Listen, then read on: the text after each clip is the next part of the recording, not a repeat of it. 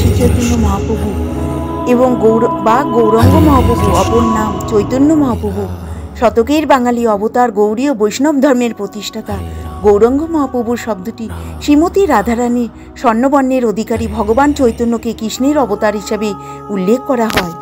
হরে কৃষ্ণ কৃষ্ণ কৃষ্ণ হরে হরে, হরে রাম রাম রাম হরে হরে। জয় শ্রীকৃষ্ণ চৈতন্য প্রভু নিত্যানন্দ, শ্রী অদ্বৈত গদাধর সেবাসাদী গৌরভক্তবৃন্দ।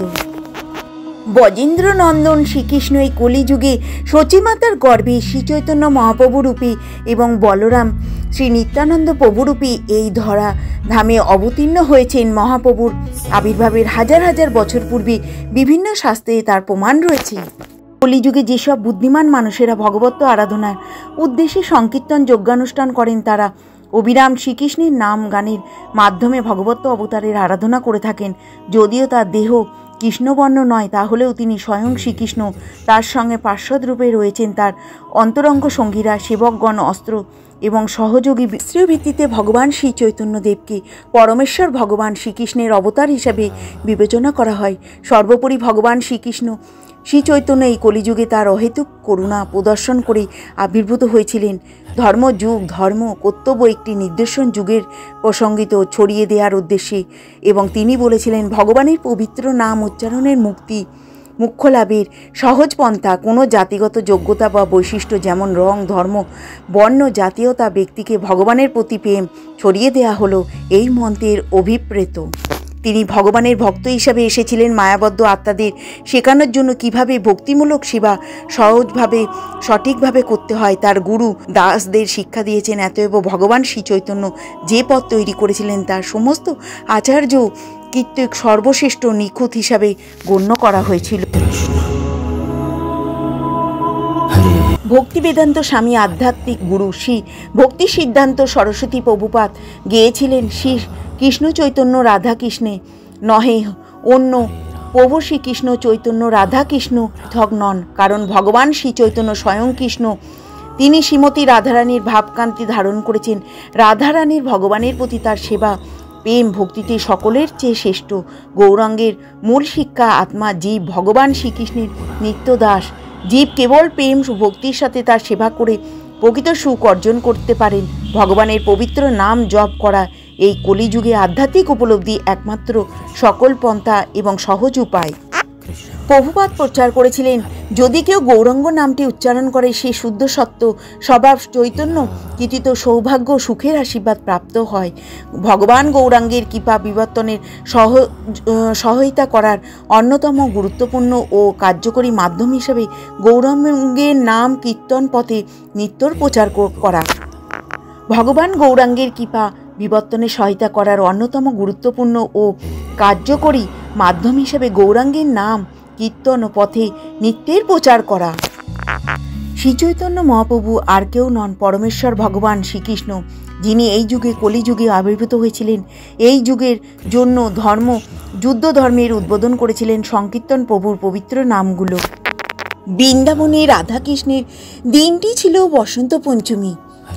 আচমকা শ্রীমতীর খেয়াল করলেন উপর থেকে তাদের উপর কিছু ফুলের পাপড়ি ঝরে পড়ল, এবং সেখানে রাধারানী বললেন, কি হলো? কৃষ্ণ যোগ বলে বললেন, দেবতারা রঙের উৎসব পালন করছেন। শ্রীমতীও বায়না করলেন রং খেলার জন্য। কৃষ্ণ জানালেন, আজকে দেবতারা করছে, অন্যদিন আমরা খেলব। শ্রীমতী সেটাই আবদার পূরণ হলো ফাল্গুনী পূর্ণিমায়। আবার অনেকে বলেন ছোট পুতনার বিষ স্তন পান করার পর থেকে কালো বরণ। এদিকে রাধা ও সখীরা সকলেই গৌর বরণী। তাই দেখে মা যশোদার কাছে অনুরোধ করলেন কৃষ্ণ।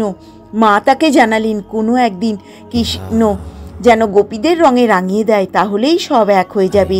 সেই থেকেই রঙের উৎসব সূচনা হয়। কৃষ্ণ আর তার দলবল গিয়ে রাধাকে রং মাখিয়ে এসেছিলেন বর্ষণায়। প্রত্যুষরে গোপীরা লাঠি খেলার তীরে এসেছিলেন। এই দোলের মাত্রা বদলে দিয়েছিলেন আমাদের মহাপ্রভু শ্রীচৈতন্য মহাপ্রভু। তার দোলতেই সর্বভারতীয় হয়ে উঠেছিল দোলযাত্রা। দোল পূর্ণিমার দিন ছিল সেই দিন যেদিন আমাদের মহাপ্রভুর জন্ম হয়েছিল। বাংলা 500 বছরের আগে এই রকম একদিনে জন্ম নিয়েছিলেন আমাদের শ্রীচৈতন্য মহাপ্রভু। শ্রীচৈতন্য মহাপ্রভু জন্মগ্রহণ করেছিলেন ফাল্গুন মাসের পূর্ণিমা তিথিতে। এবং সেটা কোথায়? সেটা হচ্ছে কৃষ্ণনগর নবদ্বীপে, আমাদের ওয়েস্ট বেঙ্গলের মধ্যেই নবদ্বীপে উনি জন্মগ্রহণ করেছিলেন। নাম সংকীর্তন নিয়ে এসেছিলেন মহাপ্রভু।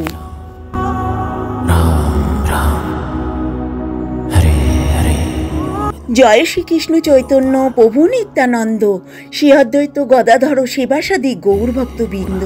হরে কৃষ্ণ কৃষ্ণ কৃষ্ণ হরে হরে, হরে রাম রাম রাম হরে হরে। নমস্কার, আমি ভগবান ধাম থেকে আবারও একটা নতুন ভিডিওর মাধ্যমে আবারও চলে এসেছি আপনাদের সামনে। আপনারা সকলে কেমন আছেন? ভালো আছেন তো? আমরাও ভগবানের কৃপায় একরকম আছি। আমি আজকে যে ভিডিওটা নিয়ে এসেছি সেটা হচ্ছে গৌর পূর্ণিমা বা দোল পূর্ণিমা বা মহাপ্রভুর জন্ম আবির্ভাব তিথি, এবং এটা হোলি উৎসবও অনেকে বলে থাকেন। তো আজকের ভিডিওটা আপনারা লাস্ট অবধি আমার ধৈর্য ধরে আমার সঙ্গে একটু থাকবেন, কষ্ট করে। আপনারা সকলে আমার সঙ্গে লাস্ট অবধি চলুন। আপনাদের সকলকে ভগবান ধামে সকলকে স্বাগত। আপনাদেরই ভগবান ধামে আপনাদের সকলকে স্বাগত। এই দোল উৎসব বা হোলি উৎসবের দিনকেই আমাদের মহাপ্রভু জন্মগ্রহণ করেছিলেন বা আবির্ভূত হয়েছিলেন। মহাপ্রভুর সম্বন্ধে অল্প বিস্তর শেয়ার করব, এবং মহাপ্রভু কবে আবির্ভূত হয়েছিলেন, কিভাবে আবির্ভূত হয়েছিলেন, এবং অল্প বিস্তর জীবন কাহিনী এখানে শেয়ার করব। তো চলুন আমার সঙ্গে। এবার আমি আপনাদের সঙ্গে বলে দেবো গৌর পূর্ণিমা বা দোল পূর্ণিমা মহোৎসবটা কবে পড়েছে। তো আমি প্রথমে বাংলায় বলে দিচ্ছি। 1430 সাল এবং সোমবার 11 তারিখ, চৈত্র মাসের 11 তারিখে সোমবারে পড়েছে আমাদের গৌর উৎসব, যেটা হচ্ছে দোল পূর্ণিমা। আর এটা ইংরাজি 2024 সাল এবং মার্চ মাসের 25 তারিখ। তো এটা কিন্তু বারটা সোমবার। তো আমাদের গৌর পূর্ণিমা বা দোল পূর্ণিমার মহোৎসব কবে পড়েছে সেটা আমি আপনাদের সঙ্গে বলে দিলাম।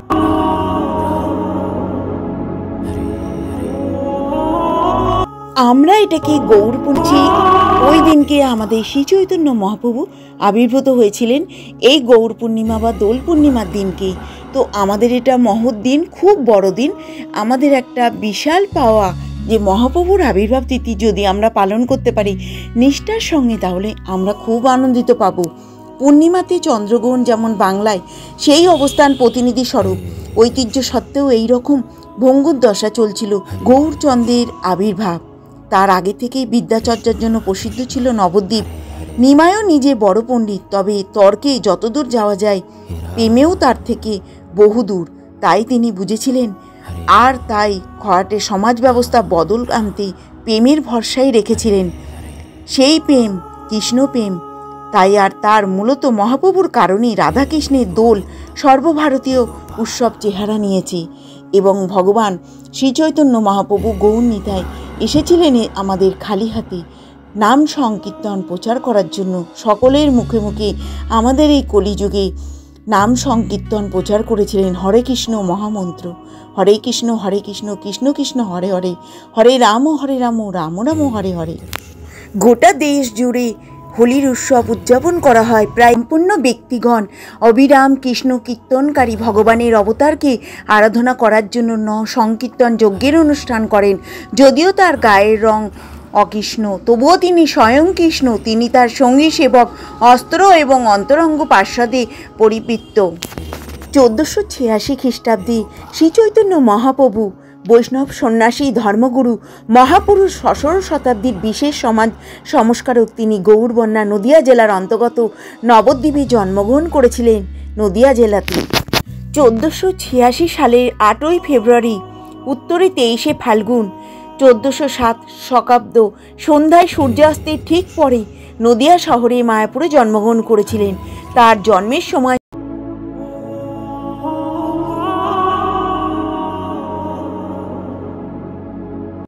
চন্দ্রগ্রহণ হয়েছিল এবং নদিয়ার লোকেরা তখন যথারীতি এই ধরনের অনুষ্ঠানে হরিবোলের উচ্চাস্বরে এবং ভাগীরথী নদীতে স্নানে মগ্ন ছিলেন।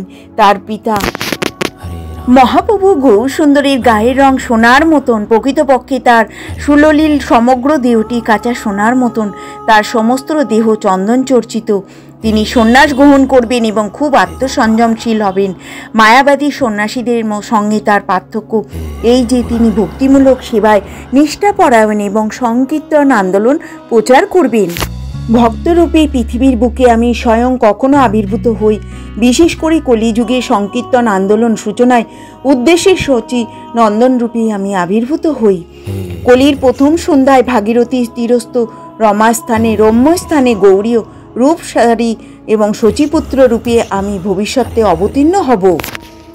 হে নারদ, কলির ঘোর তমসাচল কলে শচীগর্ভে আবির্ভূত হইয়া আমি জগৎকে অনাচারে বিপজ্জিত হইয়া উদ্ধার করিব। আমি কলিযুগে যুগোত্থিত নাম সংকীর্তন প্রচারে নিমিত্ত বহুজন সমাকীর্ণ গঙ্গা তীরবর্তী নবদ্বীপ ধামে বিশুদ্ধ ব্রাহ্মণকুলে শচী দেবীর পুত্ররূপে অবতীর্ণ হইব। শচীপুত্ররূপী নবদ্বীপে মায়াপুর সন্ধিক্ষণে আমি ভবিষ্যৎ পুণ্যরূপে অবতীর্ণ হইব। হরি বল, হরি বল, হরি বল। এগুলো মহাপ্রভুর নিজস্ব বাণী। ৬শ শতাব্দীর বিশেষ সমাজ সংস্কারক তিনি। গৌড় বংশের নদিয়া অন্তর্গত নবদ্বীপে হিন্দু ব্রাহ্মণ পণ্ডিত শ্রী জগন্নাথ মিশ্র ও শ্রীমতী শচীমাতার গৃহে জন্মগ্রহণ করেছিলেন। তাকে শ্রী রাধাকৃষ্ণের যুগল প্রেমাবতার বলা হয়। শ্রীকৃষ্ণ চৈতন্য ছিলেন শ্রী ভগবত পুরাণ এবং শ্রী ভগবদ গীতার উল্লেখিত দর্শনের ভিত্তিতে ভক্তিযোগ ভগবত দর্শনের বিশেষ প্রবক্তা বা প্রচারক। তিনি বিশেষভাবে পরম সত্তা রাধা ও কৃষ্ণের উপাসনা প্রচার করেন। জাতিবর্ণ নির্বিশেষ ব্রাহ্মণ থেকে ক্ষুদ্র নিগোষ্ঠী এবং পর্যন্ত শ্রীহরির নাম ভক্তি হরে কৃষ্ণ মহামন্ত্র বিবর্তন করেন, যা কলিযুগে উপনিষদে এবং শ্রী পদ্মপুরাণের হরপার্বতী সংবাদে উল্লেখ রয়েছে। হরে কৃষ্ণ মহামন্ত্রকে এই কলিযুগে জড়জগৎ থেকে মুক্তি পেয়ে পারমাত্মিক ধামে যাবার একমাত্র পন্থা হিসেবে গণ্য করা হয়। ভাগবত পুরাণের শেষের দিকে শ্লোকগুলিতে রাধারানীর ভাবকান্তি সংবলিত শ্রীকৃষ্ণের চৈতন্যরূপে প্রেমাবতার গ্রহণের কথা বর্ণিত হয়েছে। শ্রী ভগবত পুরাণে শ্রীকৃষ্ণ চৈতন্য দেবের বিশেষ উল্লেখ আছে। তাহার জন্মতিথি প্রতি বছর দোলযাত্রার দিনে বাঙালিদের ঘরে ঘরে ভারতের সম্পূর্ণ গৌড়ীয় ভাগবতের মতো অনুসরণকারীদের বাড়ি এবং মন্দিরে গৌর পূর্ণিমা রূপে উদযাপন করা হয়। শ্রী চৈতন্য মহাপ্রভুর পূর্বাশ্রমের নামকরণে বিশ্বম্বর মিশ্র করা হয়েছিল। তার গাত্রবর্ণ গৌর এবং স্বর্ণালী আভাযুক্ত ছিলেন বলে তাকে গৌরাঙ্গ বা গৌরচন্দ্র নামে অভিহিত করা হতো। অন্যদিকে নিম্বৃক্ষের নিচে জন্ম বলে তার মাতা তাকে নিমাই বলে ডাকতেন, তাই নবদ্বীপবাসী নিমাই পণ্ডিত বলে তাকে অভিহিত করা হতো। ৬শ শতাব্দীর চৈতন্য মহাপ্রভুর জীবন সাহিত্য বঙ্গীয় এবং সত্যজীবনী ধারায় এক নতুন যুগের সূচনা ঘটেছিল। সেই যুগে একাধিক কবি চৈতন্য মহাপ্রভুর জীবনী অবলম্বনে কাব্য রচনা করেছিলেন এবং শ্রী কৃষ্ণদাস কবিরাজ গোস্বামী শ্রী শ্রী চৈতন্য চরিতামৃত থেকে সমস্ত বৃন্দাবন দাস ঠাকুরের শ্রীমৎ চৈতন্য ভগবত শ্রী শ্রী চৈতন্য মঙ্গল কাব্যও রচনা করেছিলেন। বিখ্যাত জ্যোতিষী ভবিষ্যৎবাণী করেছিলেন যে শিশুটি সময়ের মধ্যে একজন মহান ব্যক্তি হবে, তাই তিনি তাকে বিশ্বম্বর নাম দিয়েছিলেন।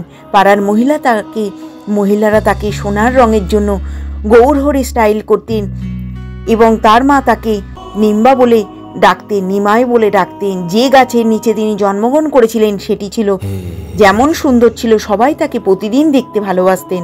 তিনি বড় হওয়ার সাথে সাথেই তিনি একজন বাতিক এবং মজার ছেলে হয়ে ওঠেন।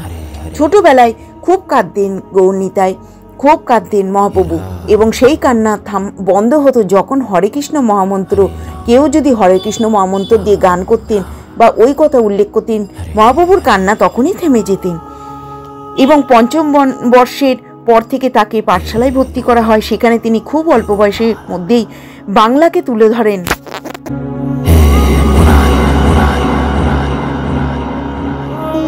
তার সমসাময়িক জীবনী কাহিনীদের অধিকাংশই চৈতন্য সম্পর্কে কিছু উপাখ্যান উল্লেখ করেছেন, যেগুলো তার প্রাথমিক অলৌকিক কাজের সহজ নথি। কথিত আছে যে তিনি যখন তার মায়ের কোলে শিশু ছিলেন তখন তিনি ক্রমাগত কাঁদতেন। প্রতিবেশীর মহিলারা যখন হরিবোল হরিবোল বলতেন তিনি কাঁদতেন এবং কাদা থামত না, হরিবোল বলতেন, হরে কৃষ্ণ মহামন্ত্র জপ করতেন বীরের ভবিষ্যৎ, তখন তিনি থেমে যেত। পূর্বাভাস দিয়ে বাড়িতেই হরিবোল উচ্চারণ ধারাবাহিকতা ছিল। এটাও বলা হয়েছে তা মা তখন তাকে মিষ্টি খেতে দিয়েছিলেন, তিনি খাবারের পরিবর্তে মাটি খেতেন। কারণ জিজ্ঞাসা করেন, তিনি বলেছিলেন যে প্রতিটি মিষ্টি যেমন কাদামাটি রূপান্তরিত ছাড়া কিছু নয়, তাই তিনি কাদামাটি খেতেন। তার মা, যিনি একজন পণ্ডিত সহধর্মিণী ছিলেন, ব্যাখ্যা করেছিলেন প্রতিটি প্রবন্ধই একটি বিশেষ রাজ্যের অভিযোজিত হয়েছিল একটি বিশেষ ব্যবহার। জগ অবস্থায় পৃথিবীকে পানির পাত্র হিসাবে ব্যবহার করা যেতে পারে, কিন্তু ইটের অবস্থান এমন সম্ভব ছিল না।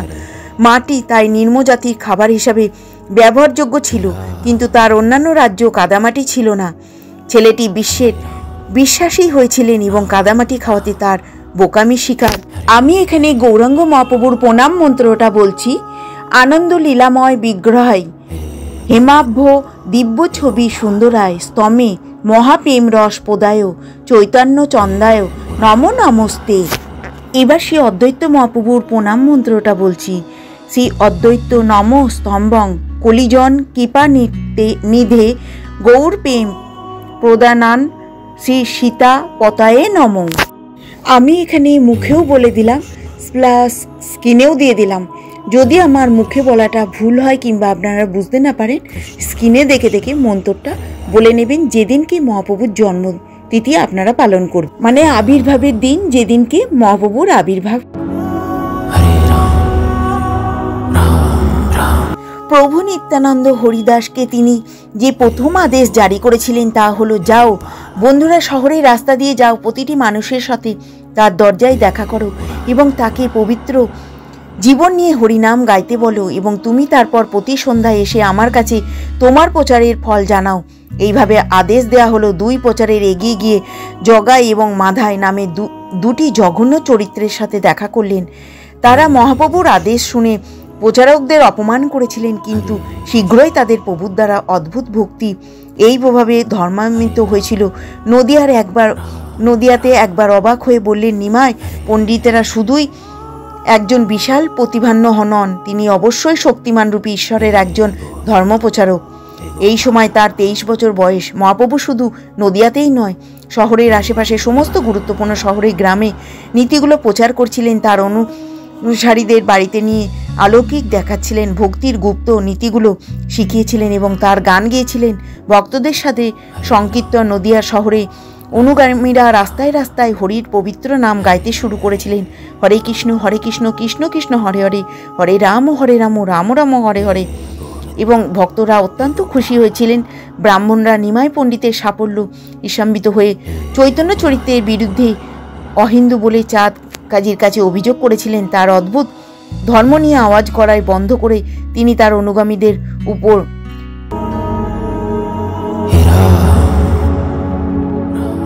প্রয়োগ করতে বাধ্য হয়েছিলেন। মহাপ্রভুর নজরে আনা হয়েছিল। তিনি নগরবাসীকে প্রত্যাখ্যান করলে মশাই নিয়ে সন্ধ্যায় উপস্থিত হওয়ার নির্দেশ দেন। তারা তাই করল। নিমাই 14টি দলে বিভক্ত হয়ে সংকীর্তন নিয়ে যাত্রা করলেন এবং কাজীর বাড়িতে এসেও তিনি কাজীর সাথে দীর্ঘ কথোপকথন করলেন এবং শেষ পর্যন্ত তার শারীর সম্পর্ক করে বৈষ্ণব প্রভাবে তার হৃদয়ে পৌঁছে দিলেন। কাজী কাঁদলেন, স্বীকার করলেন যে তিনি একটি গভীর আধ্যাত্মিক প্রভাব অনুভব করেছেন, যা তিনি সন্দেহ দূর করেছেন। তার মধ্যে একটি ধর্মীয় অনুভূতি তৈরি হয়েছে যা তাকে সর্বোচ্চ আনন্দ দিয়েছে এবং কাজী সংকীর্তনে গাইতে যোগ দেন। মহান আধ্যাত্মিক শক্তি বিস্মিত হয়ে উঠেছিল। ঘটনার পরে শত শত বিধর্মী ধর্মান্বিত হয়েছিল। বিশ্বম্বরের পতাকার সাথে যোগ দিয়েছিল এই কলিযুগের প্রত্যেকটা মানুষ। তার সন্ন্যাসের পর তিনি শান্তিপুর অদ্বৈত প্রভুর বাড়িতে যেতে প্রচারিত হন। অদ্বৈত নদিয়া থেকে তার সমস্ত বন্ধু এবং ভক্তদের আমন্ত্রণ জানাতে সক্ষম হন। শচীদেবীকে তার ছেলেকে দেখতে গিয়ে আসেন। তখন তিনি তাকে দেখেন, তখন আনন্দে এবং বেদনা উভয়ের সাথে হৃদয়ে আক্রমণ করেন। শ্রী চৈতন্য দক্ষিণ ভারতের অসংখ্য স্থান পরিদর্শন করেন। 2 বছরের মধ্যে ভীমের উপর পাণ্ডত্যপুরে হয়ে পুরীতে ফিরে আসেন এবং পরবর্তী স্থানে তিনি একজন তুকারমারকে আধ্যাত্মিক করেন। তিনি সেই সময় থেকেই নিজের একজন ধর্মপ্রচারক হয়ে ওঠেন এবং বোম্বে সিভিল সার্ভিসের স্ত্রী সত্যেন্দ্রনাথ ঠাকুর একটি খণ্ডে সংগৃহীত তার অর্ধাঙ্গ ও স্বীকার করেছিলেন। তার ভ্রমণের সময় তিনি জায়গায় বৌদ্ধ, জৈন এবং মায়াবাদীদের আলোচনায় ধর্মে রূপান্তরিত হয়ে বৈষ্ণব ধর্মের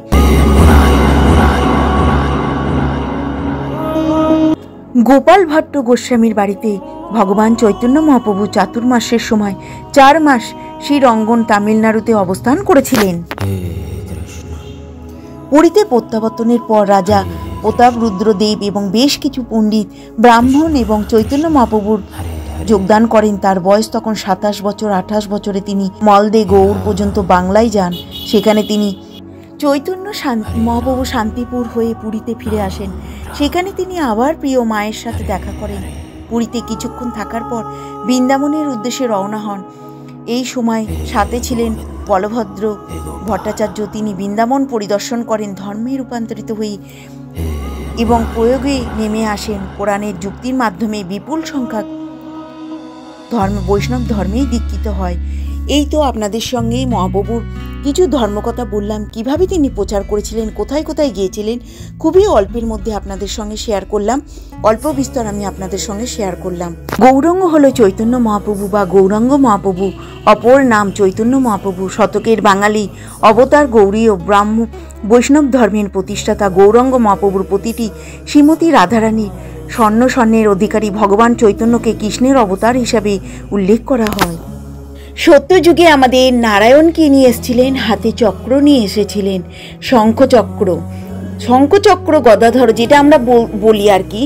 আর আমাদের ত্রেতা যুগে রামচন্দ্রকে নিয়ে এসেছিলেন তীর ধনুক, দাপটে কৃষ্ণ নিয়ে এসেছিলেন বাঁশি, আর কলিযুগে গৌণিতায় আমাদের নাম সংকীর্তন অস্ত্র নিয়ে আমাদের কলিযুগে আবির্ভূত হয়েছিলেন।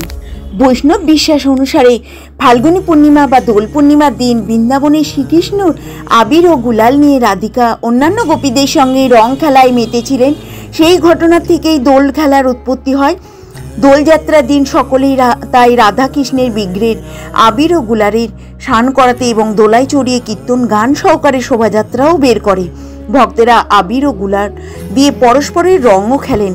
দোল উৎসব অনুযায়ী ফাল্গুনী পূর্ণিমাকে দোল পূর্ণিমা আমরা বলে থাকি। এই পূর্ণিমা তিথিতে চৈতন্য মহাপ্রভুর জন্ম হয়েছিল।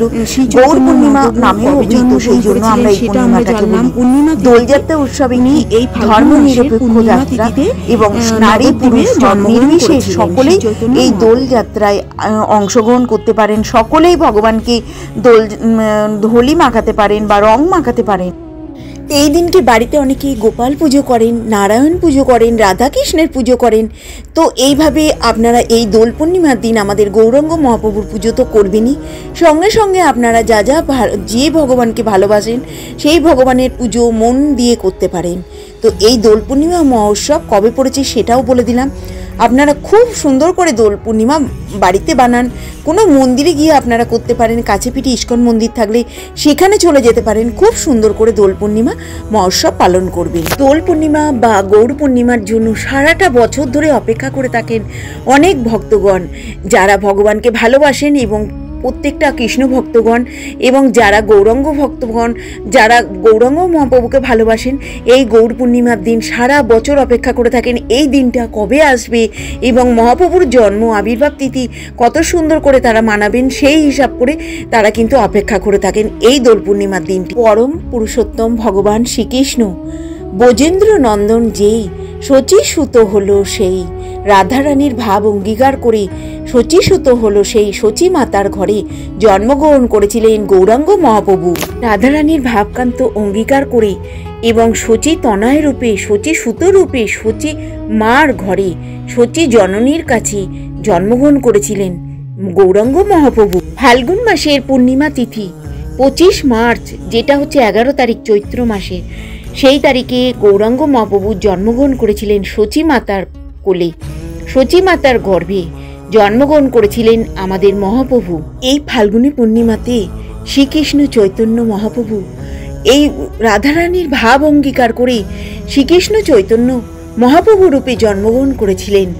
তো ভাব অঙ্গীকার করে, রাধারানীর ভাব অঙ্গীকার করে আমাদের ভগবান শ্রীকৃষ্ণ জন্মগ্রহণ করেছিলেন চৈতন্য মহাপ্রভু রূপে।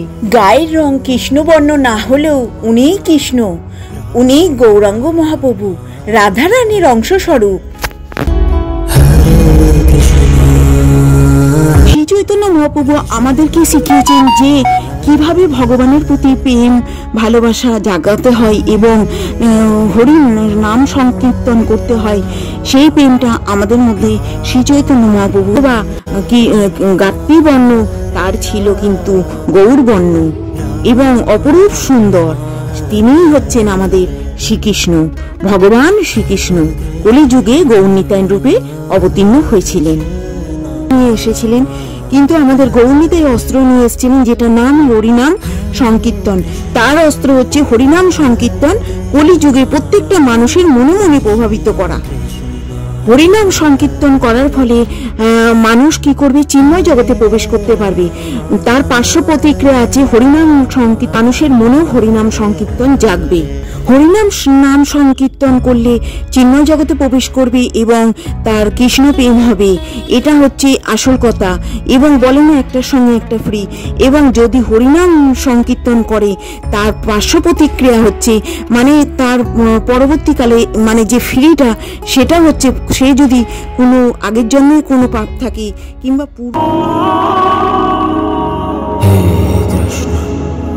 কলিযুগে শ্রী চৈতন্য মহাপ্রভু হরে কৃষ্ণ নাম সংকীর্তন নিয়ে এসেছিলেন, সঙ্গে করে শ্রী চৈতন্য মহাপ্রভুর আবির্ভূত হয়েছিলেন এই কলিযুগে। তো আমরা শ্রী চৈতন্য মহাপ্রভু কবে জন্মগ্রহণ করেছিলেন সেটা আমরা জানলাম পূর্ণিমা তিথিতে।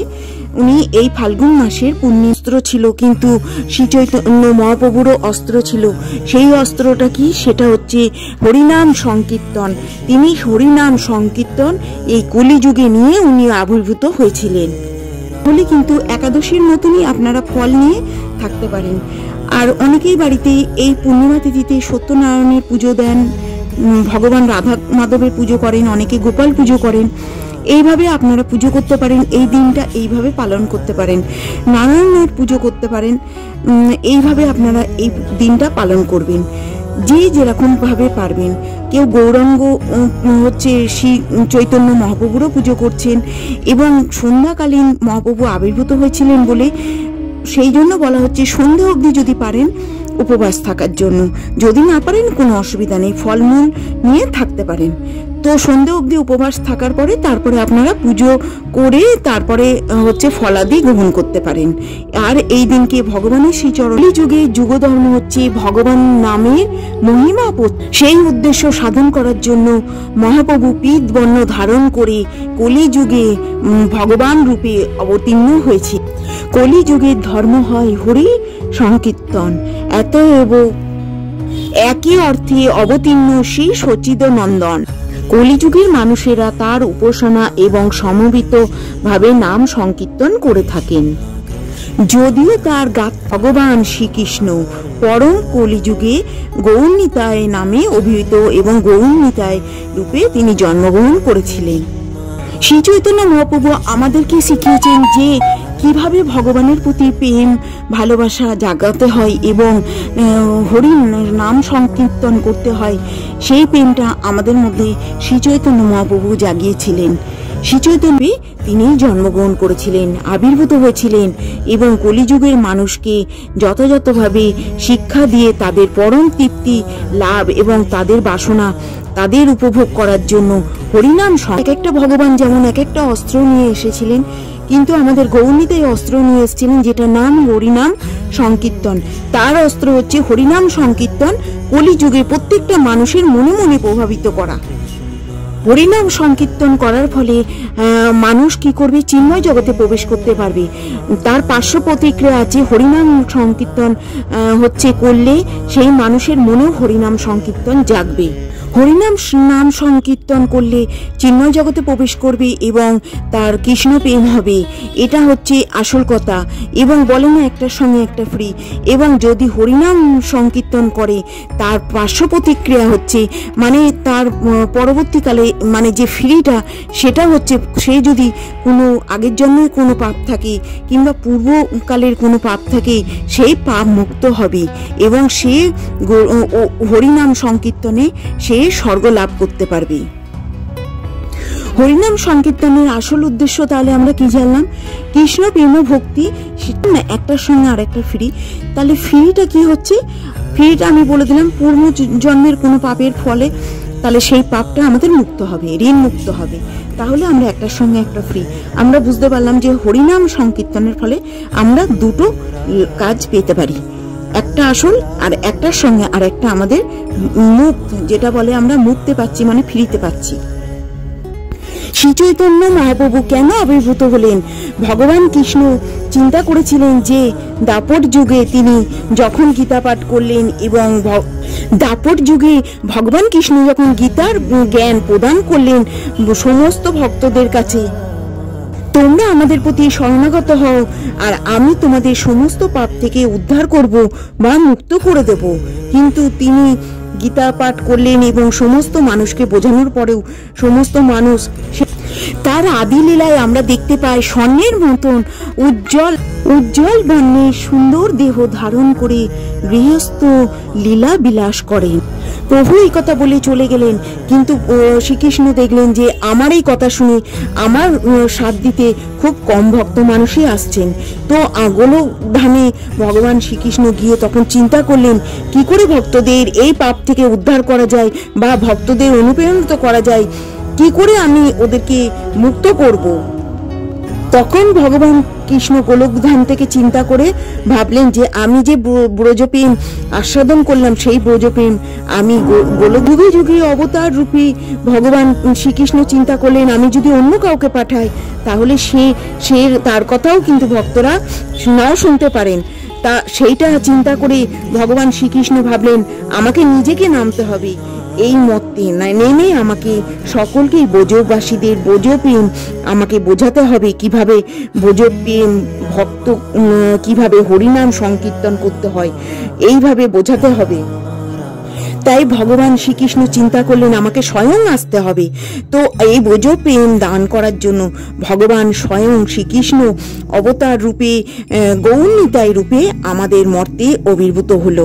এই ফাল্গুন মাসের পূর্ণিমা তিথিতে শ্রীচৈতন্য মহাপ্রভুর আবির্ভাব হলো। তার সর্বাঙ্গ সুন্দর চন্দন চর্চিত শ্রীঅঙ্গ তপ্ত কাঞ্চনের মতন দ্রুতি সম্পন্ন করে। তার পরবর্তী লীলায় তিনি সন্ন্যাস আশ্রম গ্রহণ করেছিলেন, কারণ তিনি সমগুণ সম্পন্ন শান্তি এবং ভক্তির পরম আশ্রয়। শ্রী চৈতন্য মহাপ্রভু আবির্ভূত হয়েছিলেন যখন চন্দ্র উদয় হয়েছিল। তো চন্দ্র যখন উদয় হয়েছিল ততক্ষণ অবধি যদি নির্জলা থাকা যায় খুবই ভালো, না হলে ফলমূল নিয়ে থাকতে পারেন। আর পরের দিনকে সূর্য উদয় অবধি আপনারা তারপরে পালনটা সেরে নেবেন। এইভাবে শ্রী চৈতন্য মহাপ্রভুর হোলি উৎসব বা দোল উৎসব বসন্ত উৎসব আপনারা পালন করতে পারেন। এবং এই কলিযুগের কলি হত্যা মানে কলি থেকে আমাদেরকে উদ্ধার করার জন্য পাপ বিনাশকারী সৃষ্টিদাতা শ্রী গৌরাঙ্গ মহাপ্রভু শ্রী চৈতন্য মহাপ্রভু আমাদের এই কলিযুগে এসেছিলেন আমাদেরকে উদ্ধার করার জন্য।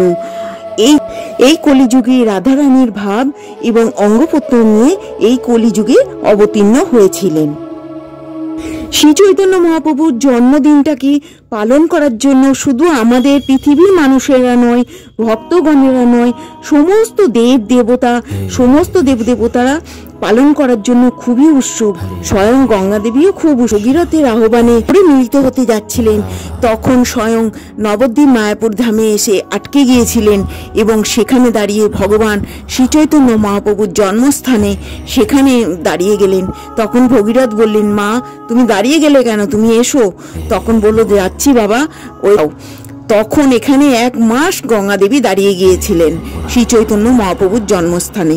তো মহাপ্রভুর জন্মদিনে দেবতারাও কিন্তু খুবই উৎসুক এবং খুবই সুন্দর করে পালন করেন এই মহাপ্রভুর জন্মদিন। খুব সকালে উঠে স্নান সেরে পুজো আদি করবেন এবং ভগবানের শ্রী চরণে তুলসীপত্র অর্পণ করবেন এবং গৌর আদি পাঠ করবেন, যেটা হচ্ছে গৌর পূর্ণিমার দিনে ভগবান শ্রী চৈতন্য মহাপ্রভুর ওই দিন শ্রী চৈতন্য চরিতামৃত পাঠ করবেন এবং ভগবদ গীতা পাঠ করবেন। আপনারা চেষ্টা করবেন অতি অবশ্যই সূর্যদেবকে জল দান করবেন, তুলসী গাছে জল দেবেন, খুবই পুণ্যের কাজ। শ্রী চৈতন্য মহাপ্রভু মানুষকে তখন সকলকে হরিনাম করতে হতো। হরে কৃষ্ণ কৃষ্ণ কৃষ্ণ হরে হরে, হরে রাম রাম রাম হরে হরে, হরি হরি হরি হরি এরম বললেই মহাপ্রভুর কান্না থেমে যেত। তো এইভাবে মানুষের মধ্যেও তিনি হরে কৃষ্ণ নাম প্রচার করে দিয়েছিলেন এবং মানুষের মুখে মুখে সকলের মুখে মুখে হরে কৃষ্ণ নাম ছিল। তখন চৈতন্য মহাপ্রভু পছন্দ করতেন এবং তার কান্না থামানোর জন্য যে কোনো মানুষকে হরে কৃষ্ণ নাম মুখে বলতে হতো, বললেই হরে কৃষ্ণ নাম প্রচার করেন। তখন হরি হরি বললে যেমন কান্না থেমে যেত, সেই জন্য ওই গ্রামের মহিলারা তখন ওই শ্রী চৈতন্য মহাপ্রভুর নাম দিয়েছিলেন। গ্রামের মহিলারা তখন তাকে গৌর হরি বলে ডাকতে শুরু করলেন এবং গৌর হরি বললেই চলে আসতেন এবং তার কথাও শুনতেন এবং সকলের মুখে মুখে প্রচার করে দিলেই হরি নাম জপ করত। শ্রী চৈতন্য মহাপ্রভু আবির্ভূত হয়েছিলেন বদ্ধ জীবকে হরি নাম কীর্তন শেখানোর জন্য। যারা বদ্ধ তাদেরকে নাম কীর্তন শিখিয়েছিলেন। সমস্ত মানুষের মুখে মুখে হরির নাম সংকীর্তন উনি প্রলয় ভাষা ফুটিয়েছিলেন। কৃষ্ণ প্রেম ভক্তি এবং জন্য তিনি এখানে উত্তীর্ণ হয়েছিলেন। এই হোলি উৎসবটা খুবই আনন্দের উৎসব, প্রেমের উৎসব। তো ভগবান গৌরনিতায়ের কথা তো গেল, এবার ছোট্ট করে একটু শ্রীকৃষ্ণের কথা বলি। ভগবান শ্রীকৃষ্ণ যখন অনেক ছোট ছিলেন তখন কিন্তু ভগবান শ্রীকৃষ্ণ যশোদা মায়ের কাছে বলছেন যে মা আমি এত কালো কেন, আমি কেন এত কালো আর রাধা কেন এত ফর্সা। তো মা যশোদা তখন ভগবান শ্রীকৃষ্ণকে বললেন যে ঠিক আছে, সামনে আসছে, তুমি রাধারানীর মুখে রং দিয়ে দেবে, আবির দিয়ে দেবে, আর রাধারানী তোমার মুখে আবিরটা থাকবে না। তো এই প্রসঙ্গটা খুবই পছন্দ হয়েছিলেন ভগবান শ্রীকৃষ্ণের। তো ভগবান শ্রীকৃষ্ণ সেই হিসাবে সেটা খুব চিন্তা করেছিলেন। আমাদের উৎসব তো এতে কিন্তু ভগবান যেমন আনন্দ পায় এবং ভক্তরাও ঠিক সেই রকম আনন্দ পায়। ভগবান আনন্দ পেলে ভক্তরা আনন্দ পায়, আর ভক্তরা আনন্দ পেলে ভগবান আনন্দ পায়। তো এইভাবে আমাদের এই উৎসবটা পালিত হয়। ভগবান যেমন ভক্তদের আনন্দ দিয়ে আনন্দ পাচ্ছে, তো ভক্তরাও তেমনি ভগবানকে আনন্দ দিয়ে নিজেরা আনন্দ পায়। সেই জন্য ভক্ত আর ভগবানের মধ্যে একটি প্রেমের বন্ধন হচ্ছে এই হোলি উৎসব।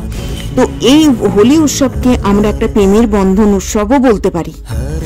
সেই যুগে এই পূর্ণিমা তিথিতে আবির প্রদান করেছিলেন এবং সেটা হচ্ছে কারণটা আমি আগেই বললাম, এই পূর্ণিমা তিথিতে আবিরটা প্রদান করেছিলেন, সেই জন্য এটাকে হোলি উৎসবও আমরা বলছি। বৃন্দাবনে এই হোলি উৎসবটি বিশেষভাবে পালন করা হয়, খুবই বড় বৃন্দাবনে। এবং এই ভগবান শ্রীকৃষ্ণ যেমন রাধারানীকে রং দিয়েছিলেন, গোপিকাদের রং দিয়েছিলেন এবং সেই রাধারানীও কিন্তু ভগবান শ্রীকৃষ্ণকে রং তুলি করেছিলেন। তো এইভাবে বিশেষভাবে বৃন্দাবনে কিন্তু এই হোলি উৎসবটা খুব ধুমধাম করে পালন করা হয়।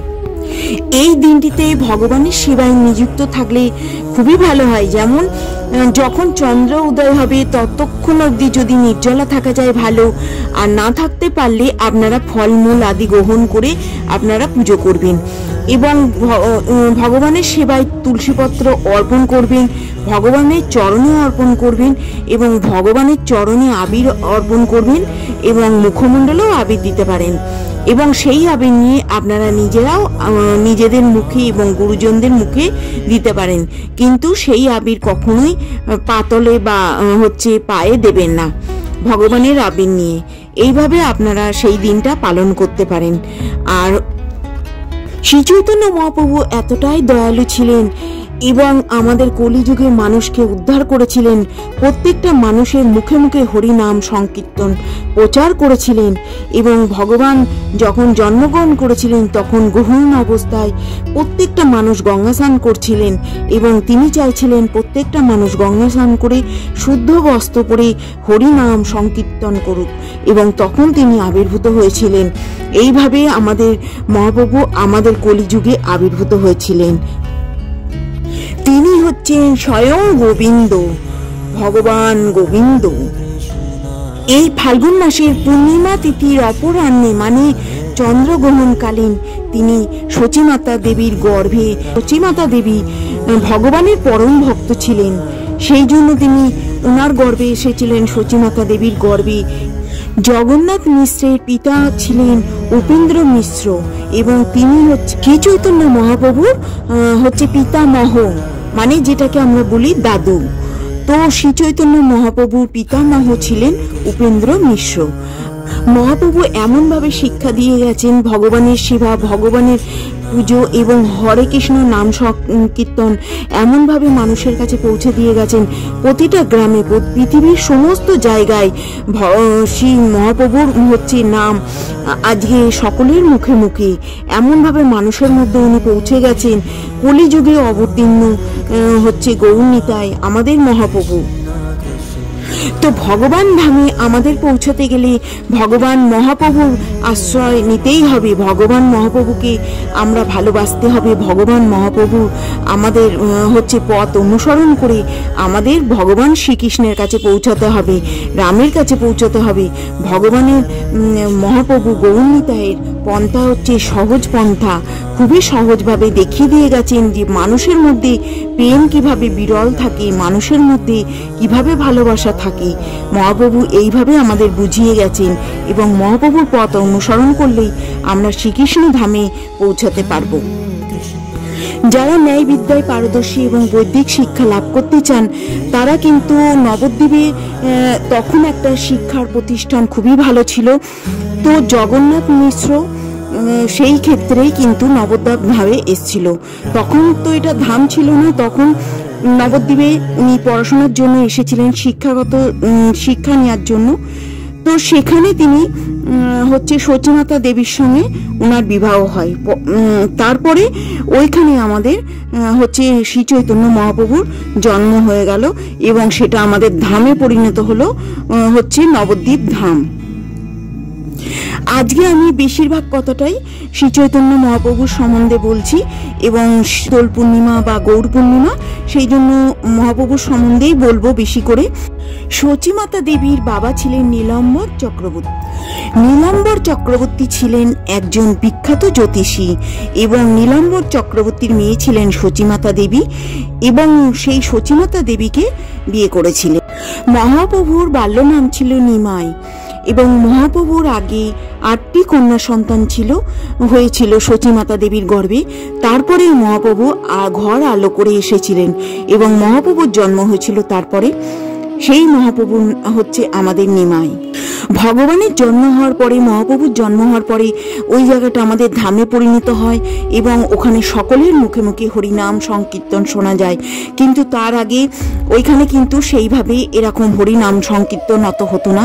পূর্বে কিন্তু কিছু মানুষ ছিল হরিনাম সংকীর্তন করতেন, কিন্তু বেশিরভাগ মানুষ ওখানে মনসা দেবী বা চণ্ডী মাতা দেবী পুজো করতেন।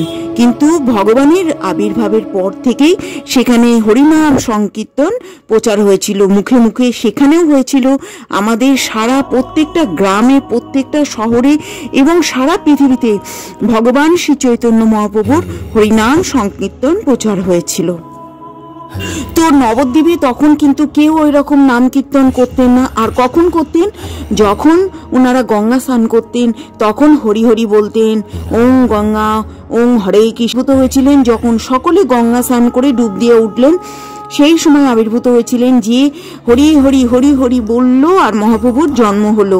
তো সেই হিসাবে আমরা দেখতে পাই মহাপ্রভুর জন্ম এবং হরিনাম সংকীর্তন উনি সঙ্গে করেই নিয়ে এসেছিলেন।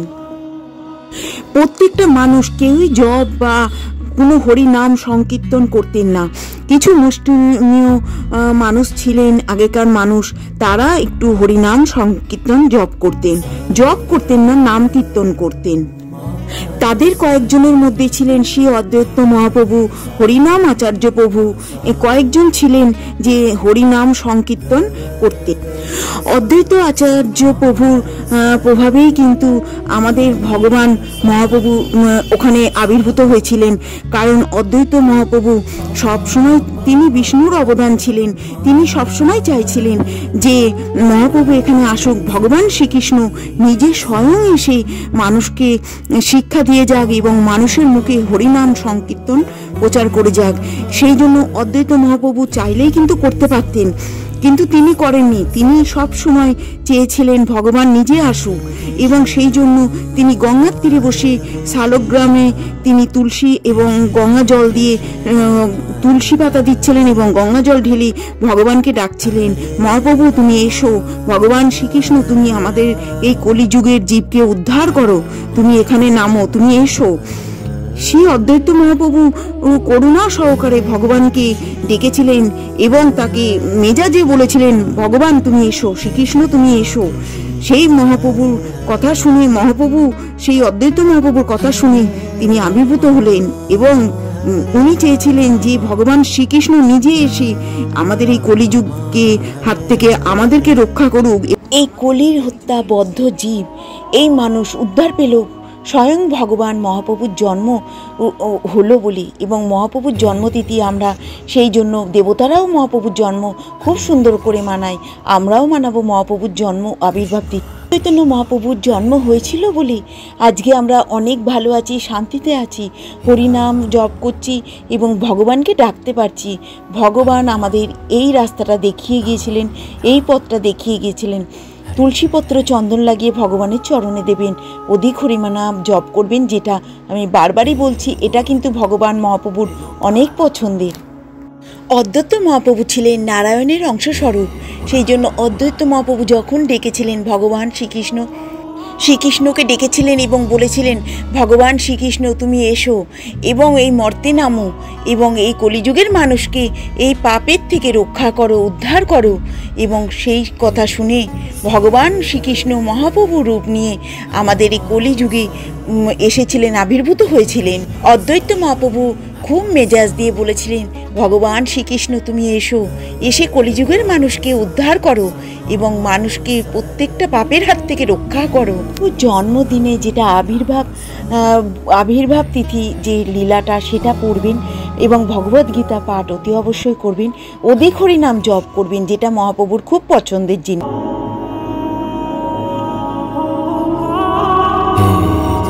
আমি মহাপ্রভুর জন্ম কবে এবং কিছু বাল্যলীলা, কিছু কৈশোর, কিছু মহাপ্রভুর কবে কিভাবে মহাপ্রভু এই হরে কৃষ্ণ নাম সংকীর্তন সকল জায়গায় প্রচার করেছিলেন, অল্প বিস্তর শেয়ার করলাম। দোল পূর্ণিমা সম্বন্ধে অল্প কিছু শেয়ার করলাম এবং মহাপ্রভু কিভাবে আবির্ভূত হয়েছিলেন, আমাদের এই কলিযুগে অবতীর্ণ হয়েছিলেন মহাপ্রভু, সমস্ত কিছু নিয়ে আমি এই ভিডিওটা বানালাম। তো আমার যদি কোনো ভুল ত্রুটি হয় আমার গুরুজনেরা ক্ষমা করবেন। সকলে ভালো থাকবেন, সুস্থ থাকবেন এবং আমি এই পর্যন্তই রাখলাম। আপনাদের সঙ্গে আমি এতক্ষণ থাকলাম, সবথেকে বড় কথা আপনারা আমার সঙ্গে এত দূর আসলেন, সকলকে ধন্যবাদ। সকলে ভালো থাকবেন, নমস্কার। আবার একটা নতুন ভিডিওর মাধ্যমে চলে আসবো।